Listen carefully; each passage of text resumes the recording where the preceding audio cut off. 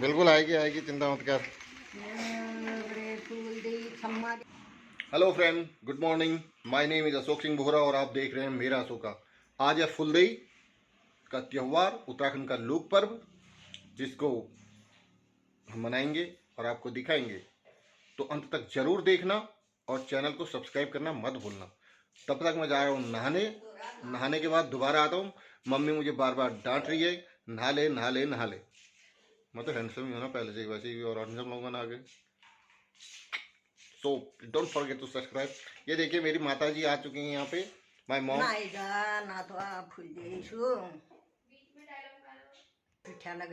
ये देखो मेरी मम्मी का मुंह भी टेढ़ा ही दिखता है इसमें। मेरा भी सेम है, because we are the mother and son. We love each other very much, so you do. तो दोस्तों, जैसा कि आपको लग रहा होगा कि मैंने नहा लिया है, अब माथे पे टीका लगा लिया है। अब तक बताता हूँ फूलदेई त्योहार के बारे में। फूलदेई तो ये त्योहार शरद ऋतु के जाते समय और बसंत ऋतु के आगमन के समय मनाया जाता है। कहीं कहीं कथाओं में यह भी बताया गया है कि जब हम पहाड़ों में होते हैं तो वहाँ एक प्योली का फूल होता है, प्योली, जो पीले कलर का होता है। यदि आप उत्तराखंडी हो, पहाड़ी हो, तो आप शायद जानते होंगे कि प्योली का फूल किसे कहते हैं और कैसा होता है। यदि नहीं है तो मैं कोशिश करूंगा दिखाने की। लेकिन फिलहाल तो कहते हैं कि प्योली एक राजकुमारी थी। सॉरी, प्योली एक सुंदर देव कन्या थी जो पहाड़ों में रहती थी, जिसे पहाड़ी प्रकृति से बहुत प्रेम था, प्रकृति को उससे बहुत प्रेम था। तो एक राजकुमार को प्योली से मोहब्बत हो गई। वो उसने प्योली से विवाह करके उसको अपने राजमहल ले गया।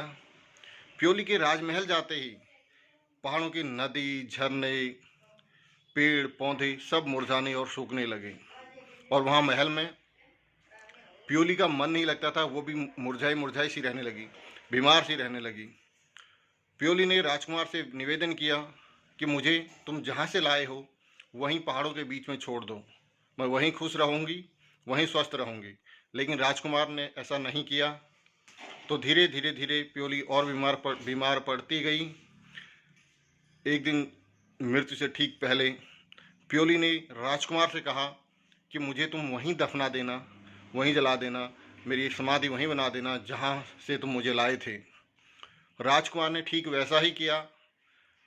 प्योली की मेरे शरीर को लेके वो उस स्थान पे गया और उसने प्योली को वहाँ उसकी समाधि बना दी। तो जब देखते देखते कुछ समय बाद वहाँ पर से एक फूल निकला, उसे प्योली नाम दिया गया। और उस फूल के अंकुरित होते ही, उस फूल के आते ही पहाड़ों में फिर से नदियाँ, झरने बहने लगे। प्रकृति में, पेड़ पौधों में हरियाली आने लगी, फूल आने लगे, फल आने लगे। तो इस दिन ये एक कहानी है। और फूलदेई, इसीलिए फूलदेई के दिन, पहले दिन लोग, छोटे छोटे बच्चे जाकर फूल तोड़ कर लाते हैं और अपने गांव में, आस पड़ोस में फूल ढेली पे डालते हैं। आइए मैं दिखाता हूँ आपको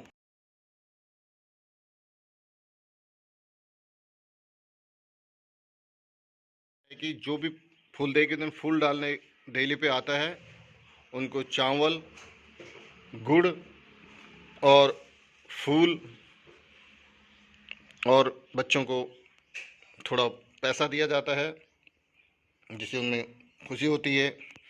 और शाम को गुड़ और चावल का मिक्स करके मीठा पीला भात बनाया जाता है, जो कि बहुत ही स्वादिष्ट होता है। सभी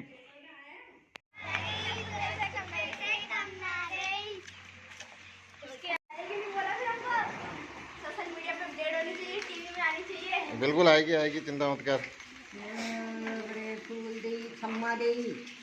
दाना चाहो जदू दिशा उदू सही बोले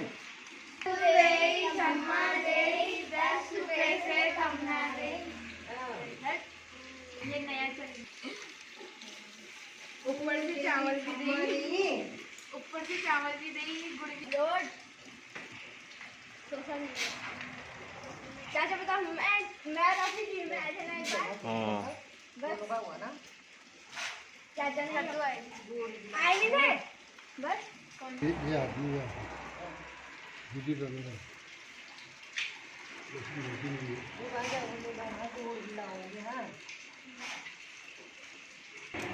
बच्ची की चोरी 1000 रुपए चाहिए 1000। वो भी देखा था। मिल जाता है ना हमारे तो